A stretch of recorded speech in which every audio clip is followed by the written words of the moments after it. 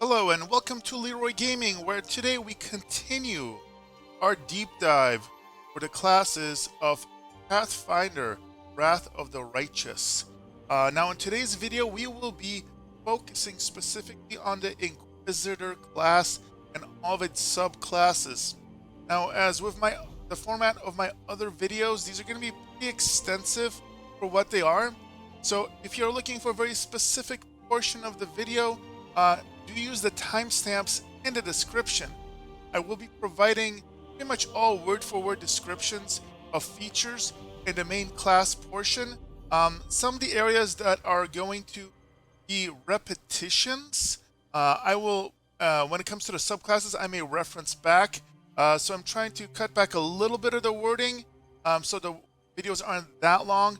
I'm trying to get some feedback from you guys. Do you guys like this format where I shorten things up just a little bit? Or do you guys prefer where I quite literally repeat everything on all the videos, or rather all the sections, even if there's overlap? The thinking for me is if somebody just looks at one very specific subclass, they're going to get everything. The downside is if you're somebody that watches all the video, or statistically more likely, a half or a third of the video, you may have to deal with more repetition. So would love to get your feedback as I go on with these videos so we can kind of fine-tune to your guys' needs. Also, as I've done in the other videos, if there's a specific class that you want to see next, again, we have still quite a few classes you can see here, at least 10 to 12 to go. Do leave a comment in the video. I have already done so and kind of skipped classes to give you guys what you want quicker. So if you leave a comment, chances are I'm going to prioritize that class over just a natural selection of going from top to bottom. And if you don't care, just want to see more content, that's fine. Leave a comment anyway. Tell me you love my format. And as always, if you want to help my fledgling channel, hit the like, hit the subscribe, notification bell. You know the ordeal. You know the situation. So with that being said, let us go. Without further ado, we'll begin with the Inquisitor class. Now, as the main features go, Inquisitors tend to move from place to place, chasing down enemies and researching emerging threats. As a result, they often travel with others, if for no other reason than to master presence. Inquisitors work with members of their faith whenever possible, but even such allies are not above suspicion. So they have a lot of class skills, as you're going to kind of see. This is a very kind of interesting class, hybridization, kind of part cleric, part some other elements, as you'll see here. Now, let's take a look. At level 1, similar to a cleric, you're going to get to choose a deity, and with that, you're going to get to choose a domain. Now, do note, if you want to see an in-depth look at all of the domains, as well as all of the deities and what they provide, I have a special video just for that, and you'll find it popping up as a note here. You can also check out my playlist if you're interested. Now, as far as Inquisitor proficiencies, an Inquisitor is proficient of all simple weapons, plus the longbow, shortbow, and a favored weapon of her deity. She's also proficient with light armor, medium armor, and shield, except tower shields. So very similar to a cleric, but again, you're going to automatically get this longbow element. That's what really stands out here. A slight difference. You're going to get, okay. They call them Orisons, so similar to kind of like cantrips, utility-wise. So number of Orisons or level 0 spells. These spells are cast like any other spell, but are not expanded when casting and may be used again. Basically, spammable level 0 abilities. You're going to get Detect Magic, so detect magical auras or active spells or artifacts, or those that were active recently. Can identify the schools of magic in which the spell belongs, used in dialogues. After that, you're going to get an ability or a feature called Stern Gaze. So Inquisitors are skilled at sensing deception and intimidating their foes. Inquisitor receives a morale bonus on all persuasion skill checks made for intimidation and perception checks equal to 1/2 their Inquisitor level. Minimum +1, which kind of makes sense, kind of as the name implies Inquisitor, or really trying to get information out of people, whether it's peacefully or less peacefully so. And then you're going to start getting judgments at level 1. So starting at level 1, Inquisitor can pronounce judgment upon her foes as a swift action.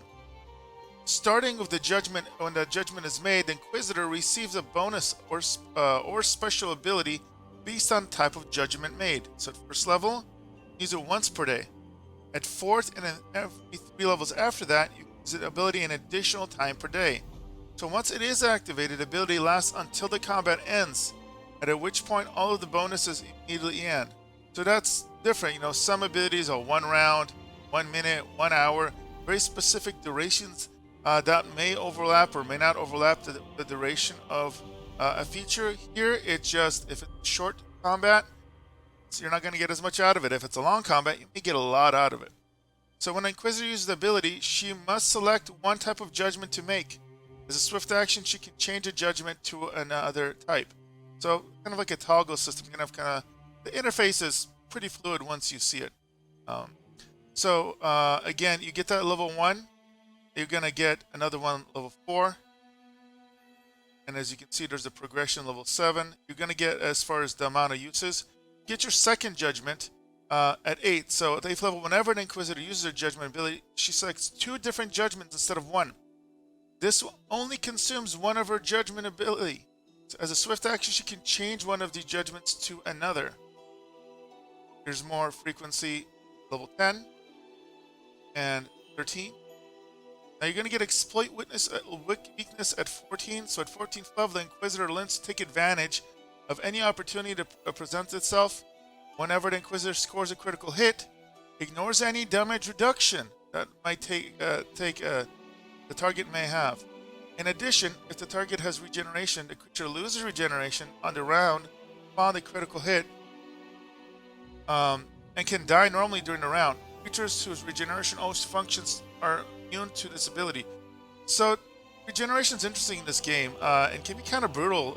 Like I think the most famous example in the previous game, Pathfinder Kingmaker, is trolls. They'll have regeneration, and unless you use fire or acid on them to and have that active when you do the killing blow, they're just gonna stay like one hit point equivalent. They just never die.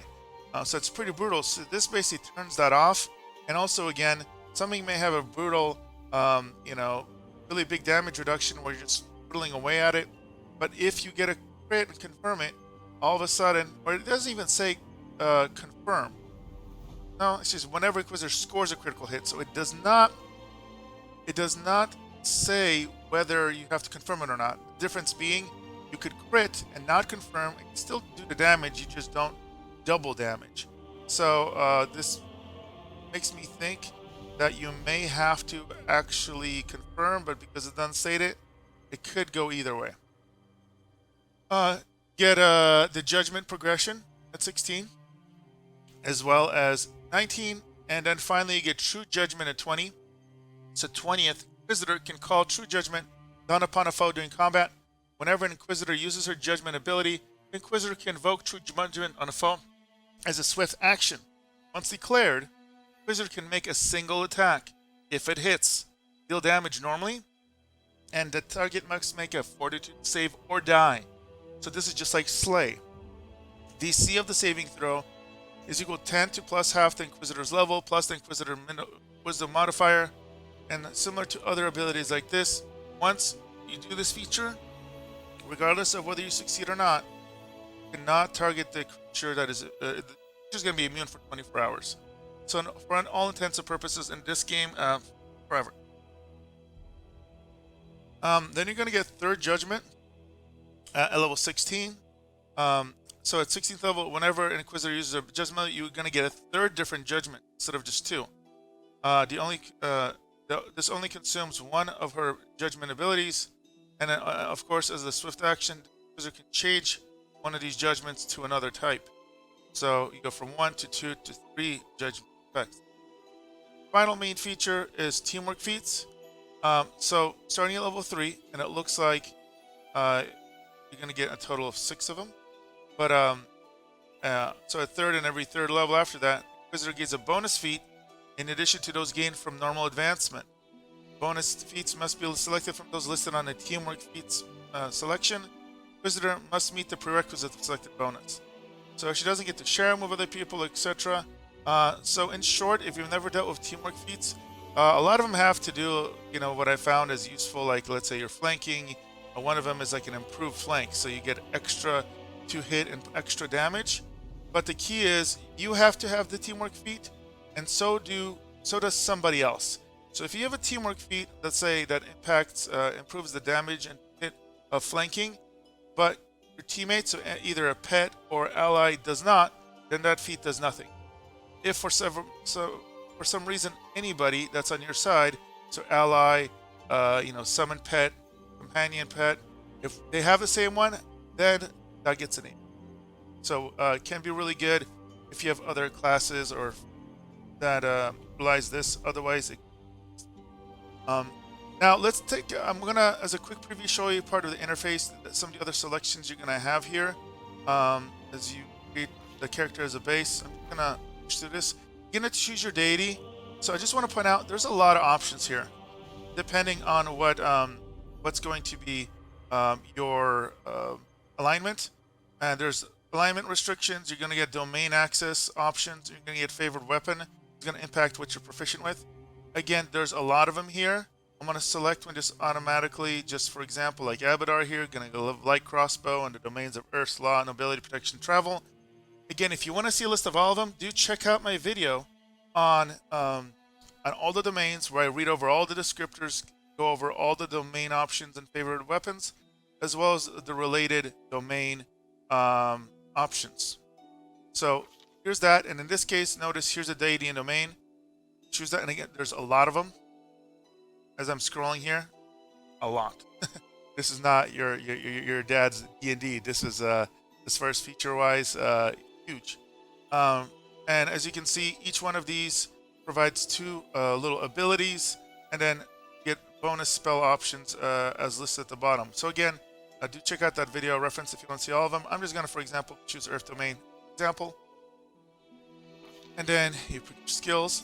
I'm again just going to randomly put it because I want to show you kind of some of the initial spell options for you. And don't mind me, there is no tactic for this. Now, as I mentioned earlier, they are like the ultimate skill monkeys. So similar to rogues in a weird way. Here it shows that every skill option is a class skill.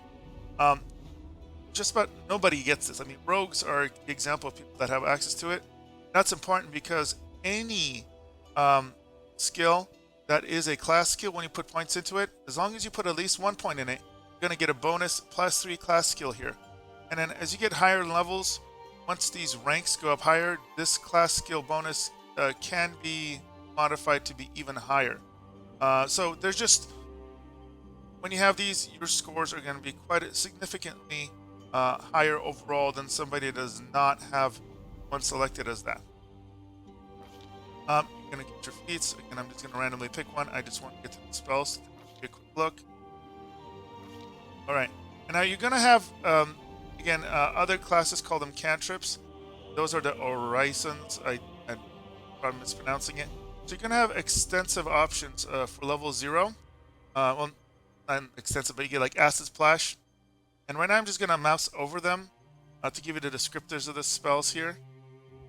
Virtue, Guidance, Acid Splash as we saw, Daze. So if you want to read these in particular, because they're pretty common, you can kind of pause, Disrupted, and then Resistance. Now, I am considering doing like a super deep dive video on each of these classes once I'm done with this kind of deep dive. And in those, I may actually go over in depth each specific spell that pop up for each class, but that may be a little much even for this deep dive. So I'm just going to mouse over here again at level 1 spells that you get to choose from. And I believe, let me just test it. This kit is going to be modified by like your stats, but it looks like you're going to get at least 2 minimum access at level 1. So an option's Bane, Bless, Cause Fear, Command, Light, Cure Light Wounds, Divine Favor, Doom, Ear-Piercing Scream, Expeditious Retreat, Haze of Dreams, Inflict Light Wounds, Magic Weapon, Protection from Alignment, Remove Fear, Shield of Faith, Stunning Barrier, and True Strike. So just going to pick 2 randomly. And then finally, obviously, you choose your alignment. That's going to impact, as I mentioned, your domain options. All right, so that is the core class. Now let's go ahead and go back and take a look at the subclasses. The very first subclass is Faith Hunter. Now, certain restless Inquisitors burn with special hatred for an enemy of specific conviction. They stop at nothing when obsessively hunting these foes down. So, let's take a look. Let's look at the deity selection, as we mentioned with the core class. We're still gonna, when it comes to Inquisitor proficiencies, they're gonna be the same as the main class. So, simple weapons, longbow, shortbow, favorite weapon, deity, light armor, medium armor, and a shield, except tower shield. So pretty extensive. You're gonna get those Orisons I mentioned, the level 0 cantrip-like spells. Detect magic again is normal. You're gonna get Stern Gaze. Again, this is just like the base class. You're gonna get your Judgment progression. And again, if you want to hear the details on it, check out the core class description in the video. And it looks like you still get your second judgment at 8. Normal progression for amounts of judgments. Exploit weakness, again at level 14. That's a very nice, unique feature. And a 20 true judgment. It does not change. So this is the hit with the slay opportunity, which is pretty brutal if you land it. Now, in addition, there's going to be some changes here. So level 2, you're going to get Cunning Initiative. Second level Inquisitor adds her Wisdom modifier on initiative checks in addition to her Dex modifier. This is huge. If you get higher dexterity, now you may use medium armor, for example, so your Dex may not be quite as high because of the limitations with Dex modifiers when wearing medium armor. But at the very least, with a high Wisdom modifier, this is going to be really high. If you happen to go with a light armor setup where you have high dexterity as well, you could have just gigantic initiative where you're pretty much going first all the time. You're going to get Solo Tactics, 3rd level. All the Inquisitor's allies are treated as if they possessed the same teamwork feats as the Inquisitor for the purpose of determining whether Inquisitor receives a bonus from her teamwork feats. Her allies do not receive any bonuses from these feats unless they actually possess the feat themselves. The allies' positioning and actions must still meet the prerequisites listed in the teamwork feat for the Inquisitor to receive the listed bonus. So, short, as I explained at the beginning and during the core description, these feats, as you see here, the teamwork feats, normally they are actually quite effective, but in order for you to get the benefit, other person, so your ally could be a companion or even a pet or by some special way a summon, has to have a matching feat. Here, what it is saying is the other person does not need to have it. You will just automatically act as if they had the feat.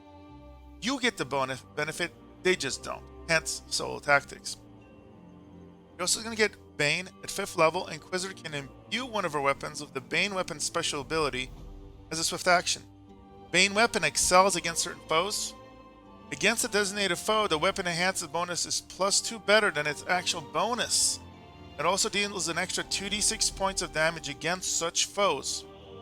Ability only functions while the Inquisitor wields the weapon. If dropped or taken, the weapon resumes granting this ability if it is returned to the Inquisitor before duration expires. So all this is basically saying is this doesn't transfer if you swap weapons to like a new weapon, but at the same time, if this is supposed to last a minute, if you swap weapons and swap back, it kind of continues, where it's kind of counting in the background. It doesn't go away. So if somebody disarms you, you pick it back up, or you swap weapons, we swap back, you didn't waste the full duration ability.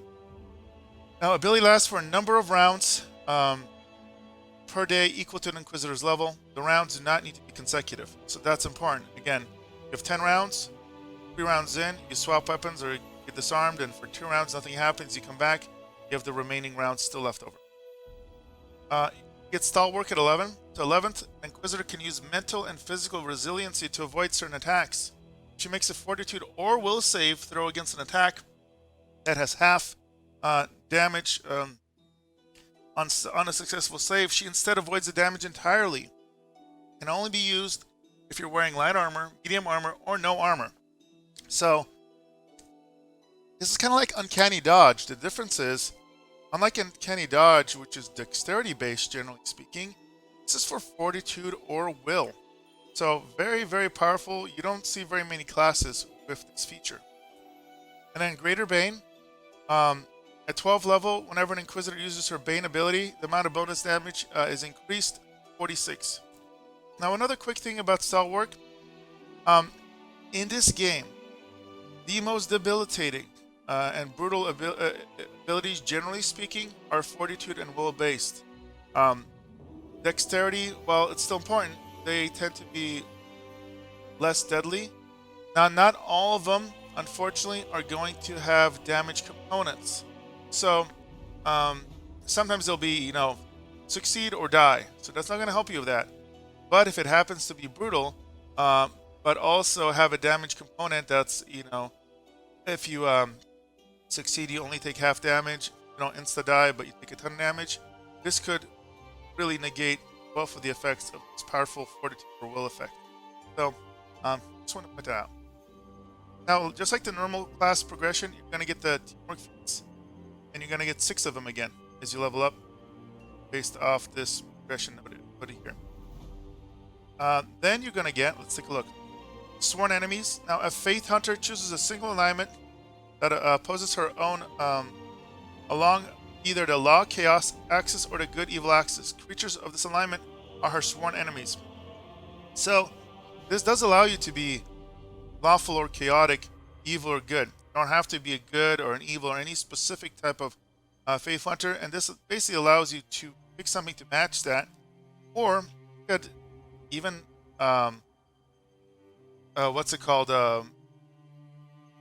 along with the fact that you can have more opportunities. It doesn't have to be evil or good, or chaotic or evil. Yet you basically have more flexibility in what you want your element to be. So if we're going to be facing a lot of evil elements in this game, the demons, etc., you could focus on evil. Or there is a risk if you go chaotic, you're not necessarily going to have some options against some things that are maybe chaotic neutral. But let's say you faced off a devil, theoretically, instead of a demon. Devils are lawful, so this may not be as good, even though you would think they're both evil, both demons and devils. It wouldn't be as powerful to choose that one option together. You're also going to get Sworn Enemy Smite, so 6th level. Once per day is a swift action. Faith Hunter can smite one foe she can see. The foe of the Faith Hunter's sworn enemy alignment. The Faith Hunter gains a +4 bonus on attack rolls against that foe and a bonus equal to half the level on damage rolls against the foe. So again, this is related to that sworn enemy feature. Smites against targets of Faith Hunter's sworn enemy alignment automatically bypass any damage reduction the creature might possess. Faith Hunter targets a creature that is not of her sworn enemy alignment. Smite is wasted, no effect. So again, all the more important to be very careful what you choose for sworn enemy. Smite effect remains until the foe is dead, or the next time the Faith Hunter rests and regains her uses of the ability at 10th level, and every 4 levels after that. Faith Hunter can smite her enemy 1 additional time per day, maximum 4 times per day at 18th. But you want to basically, what this is really telling you, you want to get the most out of it. Make sure you target like a boss or a tough creature, not just something that you're gonna kill in 1 round. You could, but you're wasting it. Now there's this element here, and unfortunately, because this is still beta, it doesn't tell us what this is. I don't know if there's gonna be extra feats or what it is, but this might also be related to a domain option. So if you pick a very specific domain, that may be related, but at the same time, this example, I've chosen one. So I'm not sure what this feature is here. So unfortunately, if anybody knows just from the Pathfinder tabletop what this could be, a special feature that starts at level 10, 14, and then finishes off at 18, do leave a comment below. Otherwise, this will hopefully get updated as the beta. Alright, so that's Faith Hunter. Now let's look at Monster Tactician, or Monster Tactician. While most Inquisitors have learned to take advantage of the movements of the opponent and allies in combat, some instead summon creatures as a means of claiming strategic advantage, exploiting the mystic connection between themselves and their summoned creature to impact a bit of their own tactical knowledge. Oh, do I sense Hunter or Pokemon? Inquisitor here? Kind of feels like it. So you're still going to get your deity selection as normal. You're going to get your domain selection as normal. And again, check out that video if you want to see all the options for that. That will dictate what spells you're going to have extra bonus spells you're going to have access to. Inquisitor proficiency, again, very extensive here. You're going to get all simple weapons, as well as longbow, shortbow, favored weapon deity. So pretty good. You're not going to get all martial weapons, unfortunately, but she's also proficient of light armor, medium armor, and shield, except tower shield. You're going to get the Orisons, again, those level 0 cantrip-like abilities that you can spam. Get Detect Magic as normal. You're going to get Stern Gaze as normal. Now here's the first big change, is Summon Monster. So, starting at level 1, a Monster Tactician can cast Summon Monster 1 as a spell-like ability. Number of times per day equal to 3 plus her Wisdom modifier. She can cast this spell as a standard action, and the creatures remain for 1 minute per level, instead of 1 per round. That's huge. So instead of a level 1 lasting 6 seconds, it's going to last 60 seconds. And it scales, so this is going to keep them around much more permanently. Third level, and every 2 Inquisitor levels thereafter, spell power ability increases by 1 per level, allowing her to summon more powerful creatures to a maximum of monster 9 at 17th level, and that is the highest tier of summon monster. Monster Tactician can have more than one summon monster spell active this way at a time. If she uses another, any existing summon monster... cannot. So that's the big difference here versus some other summoning classes. Some may be able to cast, summon monster 1, 2, and 3 if they're different tiers traditionally. Because this isn't as a spell, it's like a spell-like ability.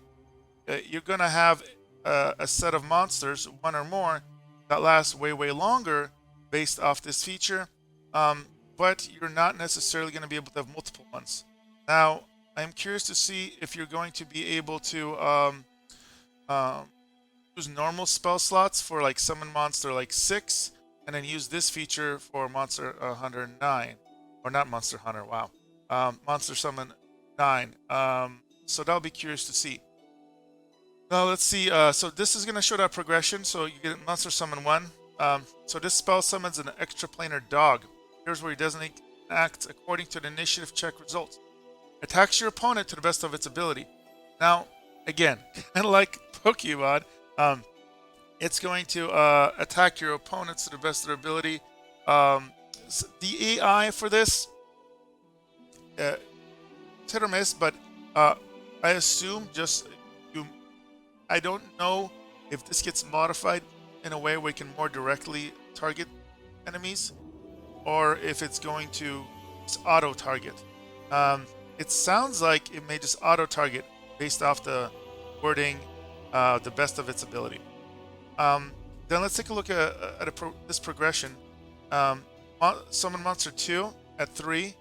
So it's you're gonna get to choose one extraplanar wolf or 1d3 extraplanar dogs. So this is a toggle. You get to choose one or the other. So one stronger or potentially multiple weaker. Summon monster 3. So one extraplanar monitor lizard, 1d3 wolves, so 1 to 3, or 1d4 plus 1 extra planar dogs. As you can kind of see, as a new creature gets added, the other ones get pushed down. This tier of 1d3 or 1d plus 4. Summon monster 4 at 7th is going to add either 1 extra planar direwolf, or then 1d3 the extra planar honor lizards, and then 1d4 plus 1 extra planar wolves. You get to 5th, monster hunter, summon monsters 5, 1d3 extra planar direwolves. So this is a little different. One, or maybe the wording is 1d4 plus 1 extra planar honor lizards, and here's the switch up. So, or 1 extra planar red cap, but this is if you are evil, or an extra planar Braelani Azada if you are not. So now we're getting some alignment options here. Summon monster 6, it's 1d3 extra planar red caps if you're evil, 1d3 extra planar Braelani Azadas if you are not, or 1d4 plus 1 extra planar direwolves, or 1 extra planar soul eater if you're evil, 1 extra planar axiomite if you are not. Summon monster 7, summon 1d3 extra planar soul eaters if you're evil, 1d3 extra planar axiomites if you are not, meaning also neutral, 1d4 plus 1 extra planar red caps if you're evil, 1d4 extra planar Braelani Azadas if you're not, or 1 boogeyman. Summon monster 8 at level 15. We're now 1d3 extra planar boogeyman, 1d4 plus 1 extra planar soul eaters evil, or 1d4 plus 1 extra planar axiomites if you're not, or 1 frost giant for the evil side, 1 Muvanic diva if you are not.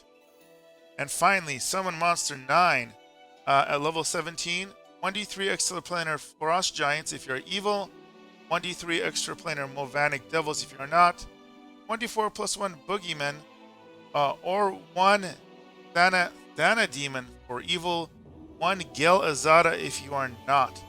So this is interesting considering I believe as one of the mythic paths you can be an Azada as well, so you can kind of have a theme going on if you wish. Now going back to the features of the monster summon, a level 5, so relating to whatever you summon there based off that list I just went over. Every time a monster tactician casts a summoning spell, all creatures summoned by the spell are treated as if they knew all of the monster tactician's teamwork feats. We'll go over that in a second here, but the Inquisitor, just like the base class, gets those teamwork feats. So again, you're not going to have to, basically, they're good, whatever pets, not pets, or summons you have, will be impacted that, and that's a big deal. You're also going to get the exploit weakness at 14. Inquisitor learns to take advantage of the opportunity to present itself, so this is similar to the base Inquisitor. So again, score a critical hit, ignore any damage reduction, and if they have regeneration, you negate it for the following round, so you can finish it off even if you're not doing the right type of damage. So that's a big deal. And then you're gonna get a judgment at level 19. So unlike the base class, you're giving up the multi-judgments, multi-options. You're just going to get one. So that's what you're sacrificing, major element of this. You're still going to get cunning initiative of level 2. So adding wisdom to initiative in addition to dex. You're going to get solo tactician automatically at level 3. So remember, this is the feature mentioned where once you have this, you could meet the qualifications for the feat as far as like having an ally or a pet or summon near you. They don't have to have the feat for you to get the benefit of the feat. They're not going to automatically get it, but you get the benefits. Now, as I mentioned a moment ago, summon tactics, these specific summon monsters will automatically get the feat.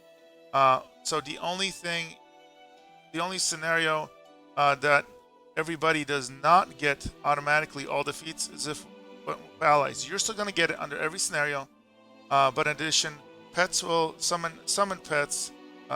Monsters are going to get it as well. If you have a companion, for example, it doesn't state that they will automatically get it, unfortunately. And then Bane. So this is similar to the Bane feature, and as we saw, a preview of the Faith Hunter especially. But the extra um, against certain foes that you choose, that you designate. Enhancement bonus on a weapon is +2 more, so it could be a longsword +1. It acts now like a longsword +3, and the extra 2d6 points of damage against those foes. And again, it's a number. This works for a number of rounds per day equal to an Inquisitor's level. It is a toggle, so they do not need to be consecutive. Again, you're going to get the stalwart feature, very, very powerful against will and fortitude checks. That basically, if you succeed, they have to damage, and if you succeed, you're now taking 0 damage. You're also going to get Greater Bane again at level 12. So when you use that Bane ability, instead of giving 2d6 bonus damage, you're going to be 46. And then last but not least, as I mentioned, you're going to have that Teamwork feat aggression. It starts at level 3 every 3 levels, so you're going to get a total of 6 of them by the time you get level 18. So that is the Monster Tactician, aka the Pokemon Master subclass. Now we got Sacred Huntsman. Some Inquisitors create a strong bond with an animal companion when they hunt and punish threats to the faith. As an awe-inspiring duo, when they work together as one, there are few not there to stand in their way. I absolutely adore this class, for main character especially. Just the fact that you're going to get all these class skills, as noted in the core the definition, you're going to get access pretty much to all the class skills, but you're also going to get to have a companion. So still get a deity selection and a domain selection, as noted before. Now do note that there's nothing to keep you from taking the animal domain normally on any of the other subclasses, which would allow you to get a companion in addition to everything else. But in this case, you get a beefed up pet, as we'll see. So you're still going to have normal proficiency, so all simple weapons, longbow, shortbow, favorite weapon of our deity, light armor, medium armor, and shields. I love using this class of like a longbow, so ranged kind of character, plus the pet. You still get those level 0 Orisons, kind of like cantrips, the spells you can spam if you want to. You're still going to get Detect Magic, as per the base class. Still going to get Stern Gaze. So again, the bonus to Persuasion and Intimidation rolls and Perception checks equal to 1/2 Inquisitor level, minimum +1. That's always useful. You're still going to get Cunning Initiative. So again, they are very good at going first. So you add your Dex Wisdom modifier in addition to your Dex modifier. You're still going to get Soul Tactician. So again, as a quick recap, basically when you select a feat, a teamwork feat, they always require somebody to be, for example, adjacent to the enemy. So it could be companion, it could be summon, it could be ally. Normally, you both have to have that feat for both to get the benefit. If you both don't have it, then it's as if nobody had it. But here, as a Soul Tactician, you're going to be basically able to get it, the ability, regardless of the other target having it or not. You're going to still get to choose Bane as normal. So again, this is that +2 modifier to the weapon you choose. Extra 6 point damage, and you can use ability for a number of rounds equal to the Inquisitor level.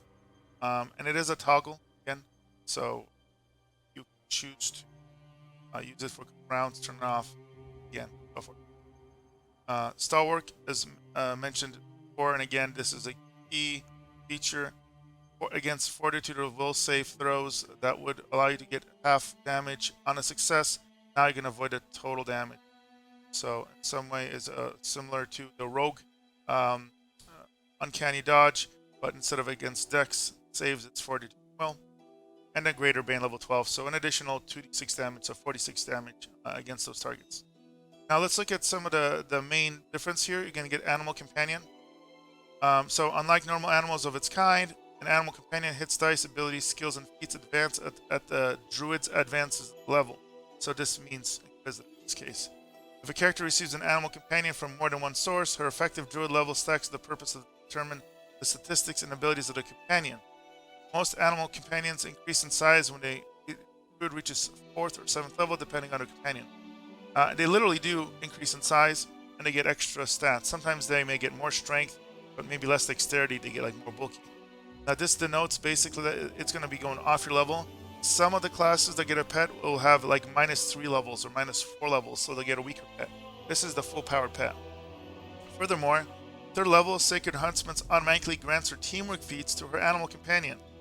It doesn't need to meet the prereqs. So as we discussed, again, this is really good because you select it for you, and as long as you're teaming up with your pet, you're getting the most out of those feats.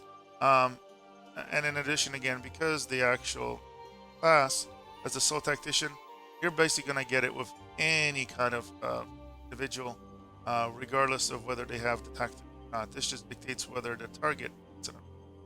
And then you're going to get the same exploit weakness as described a couple times before here, so do check out if you're reading it, or check out this class part of the video. Get your feats. So again, you still get 6 team as you level up, baseline. Now you're going to get to choose favorite enemies. This is very similar to like the Ranger. So at first level, this is why they say Ranger here. It's the same text. A Ranger, in this case Inquisitor, selects a creature type from the Ranger favorite enemy list, gets a +2 bonus on weapon attacks and damage rolls against them.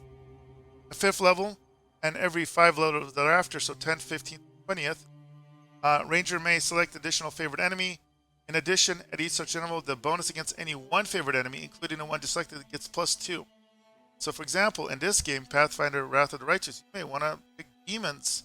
And so as you get more options, if this is your first option, you could eventually get +4 and even +6 to that first one if you wanted. If the Ranger chooses humanoid or an outsider as a favorite enemy, he must also choose as an associate subtype, as indicated on the table below. If a specific creature falls into more than one category of a favorite enemy, the Ranger's bonus do not stack. It simply uses whichever bonus is higher. And this again just shows progression extra enemies. And it looks like, unless this is a typo, you get this is either when mentioning it twice. I don't think they get it double time. Somebody actually plays this character out in the game to these levels. Please leave a comment below. Love to get a confirmation whether they really get 7 total, which is a possibility, or it might be a typo and there's really 4. I believe when I looked at one of the other subclasses earlier, there was this section here that was blank. So maybe, again, I'm not sure if, I don't think they got favorite enemy, but in this particular case, it kind of looks like you get more of them, but I cannot confirm that. Alright, moving on. Sanctified Slayer. While all Inquisitors root for out enemies of faith in many orders and churches, the select group of these religious hunters devoted to one goal alone, to terminate the enemies of the faith whenever they can be found. Sometimes these Sanctified Slayers are given special dispensation to commit ruthless murders for the faith's greater good.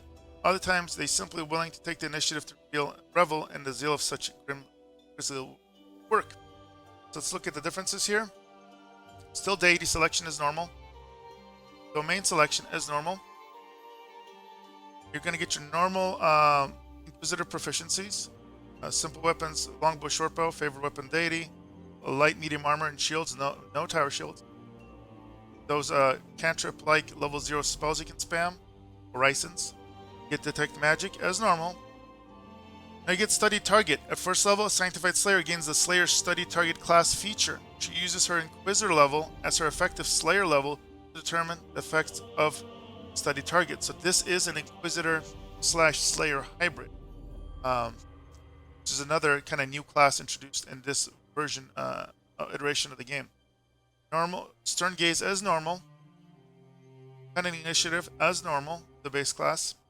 Solo Tactics as normal. Bane as normal.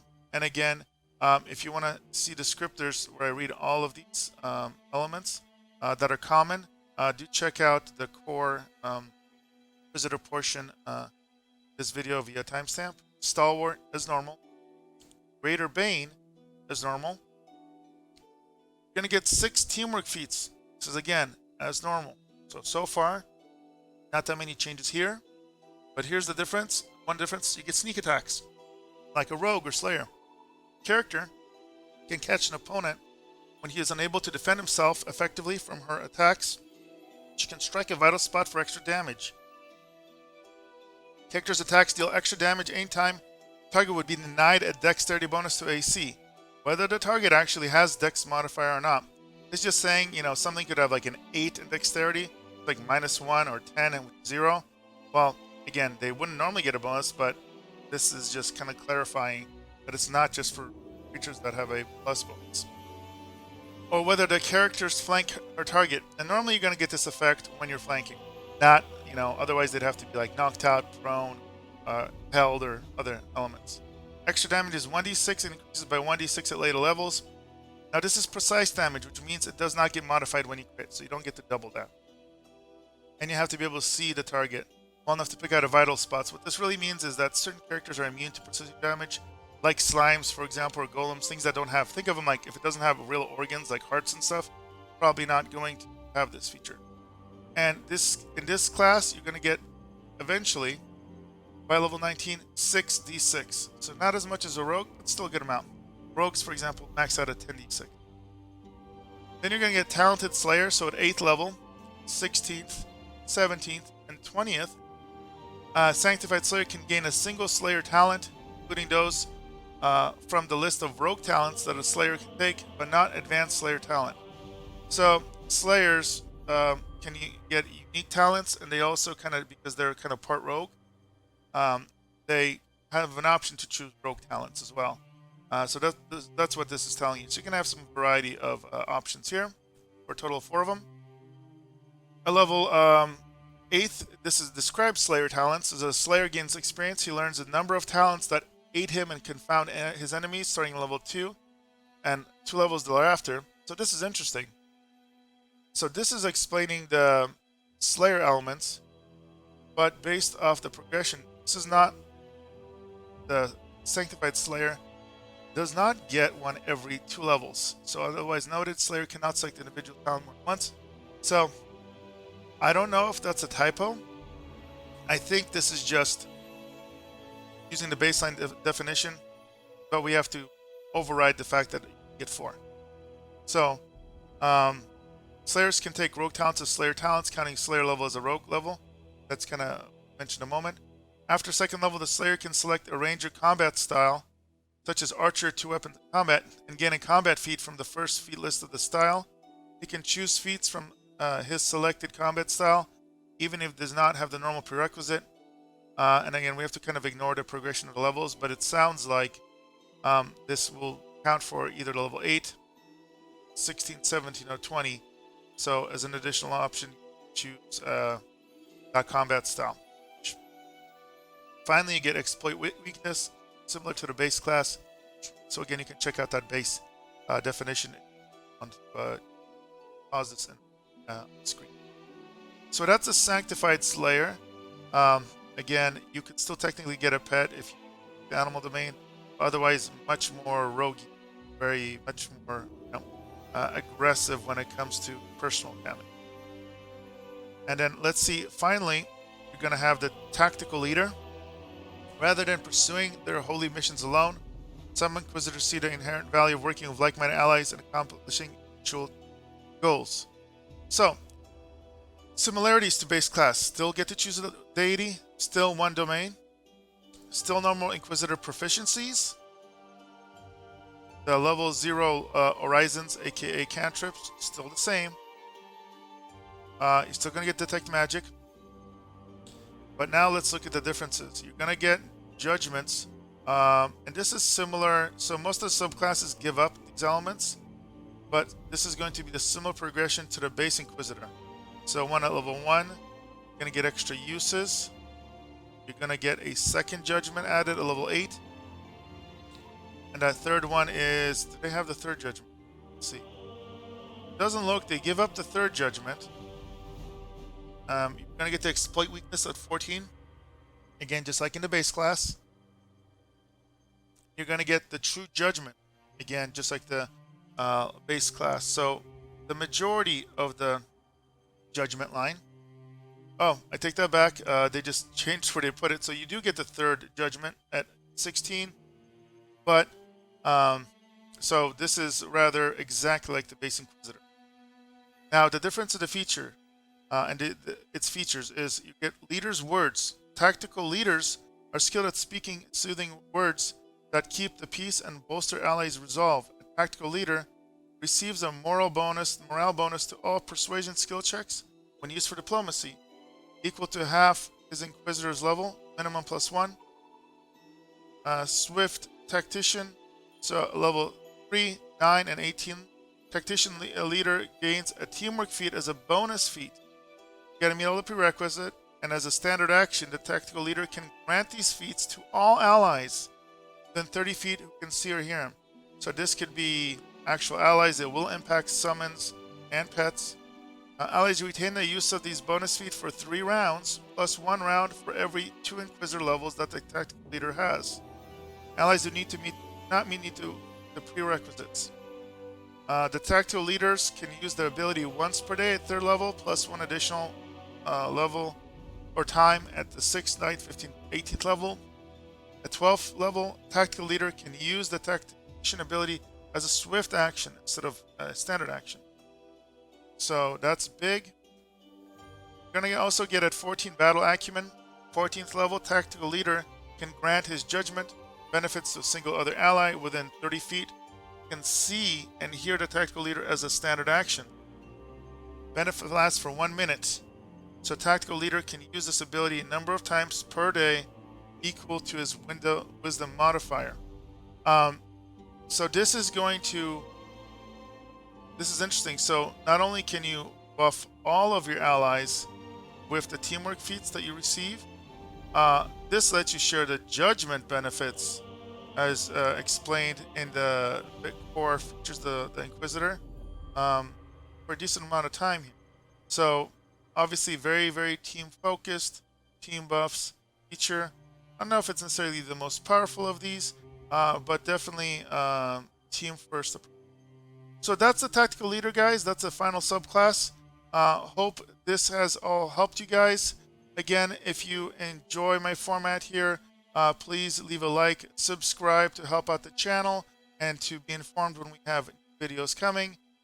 Do want to hear from you guys if you guys have requests of what class I should go for next. Otherwise, it will be the Kineticist that comes next. And with that being said, guys, it's Leeroy from Leeroy Gaming. I will see you guys next time.